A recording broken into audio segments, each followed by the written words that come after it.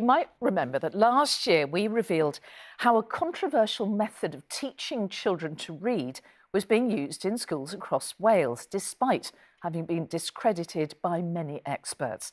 Our investigation helped lead to official guidance in Wales being changed. Well, now we've learned that this method, known as queuing, is also being used in parts of Scotland and Northern Ireland. In England, children's reading scores have risen steadily after schools were told to stop using queuing 2 decades ago.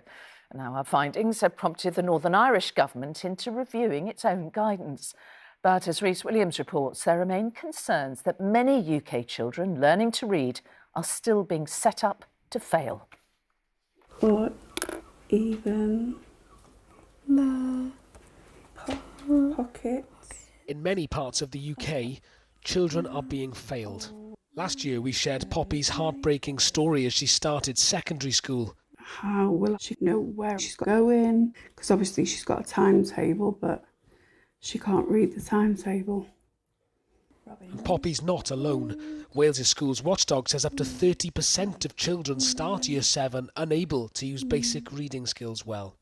Our investigation found long discredited methods of teaching reading are common in primary schools. Now we found their use in other parts of the UK. What vowel sounds usually go with our kicking ka, then? This Glasgow school is getting it right. Decades of scientific research shows this is the most effective way of first teaching children to read words. It's called systematic synthetic phonics. These Glasgow kids are learning how letters connect to sounds. Oh. But in some schools across Scotland, Northern Ireland and Wales, a method called queuing is also used, where children are encouraged to guess words from pictures or context. But there's no evidence it works. It can actually make it harder to learn. Every child in Scotland should have the same advantage through a systematic phonics approach. This head teacher in Glasgow has overseen a dramatic improvement in reading outcomes since she stopped using queuing.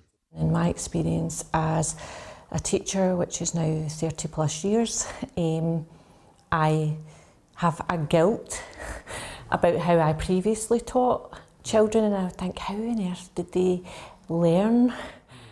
What's this word FI? Queuing can be particularly damaging for children with dyslexia like Thomas, who was so upset at his inability to read compared to his fluent older sister, he told his parents they'd be better off without him.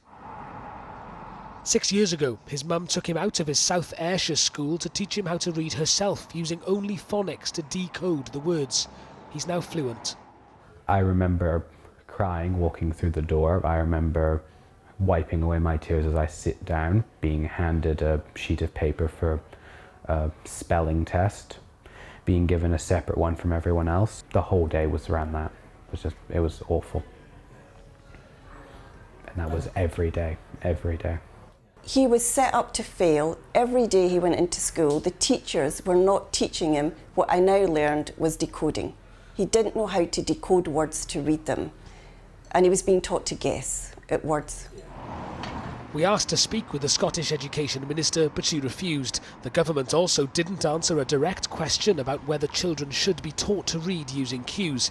Instead, a spokesman said teachers have freedom in how to teach reading, but said phonics is a key part of its approach. Our investigation took us next to Northern Ireland, a different education system but with many of the same problems. Teaching decoding using phonics and queuing is common, but one undermines the other. Here in Northern Ireland, the government has recognised there's a serious problem and is moving quickly to change things. The Education Minister told me our investigation had made clear to him the need to take action. Well, I moved last week to remove the strategy that implied queuing was an acceptable form of teaching based upon the evidence that I have heard in England, but also the report that ITN carried out in Wales demonstrated to me that there is a clear challenge as to what's going on within our classrooms. England has moved forward over the past 10 years. We need to make sure that Northern Ireland, from being in a good place, certainly on literacy, I think we can do even more. In England, child literacy rates have been rising. Across other parts of the UK, there's concern an ineffective mix of methods is leaving the futures of too many children to chance. Rhys Williams, ITV News.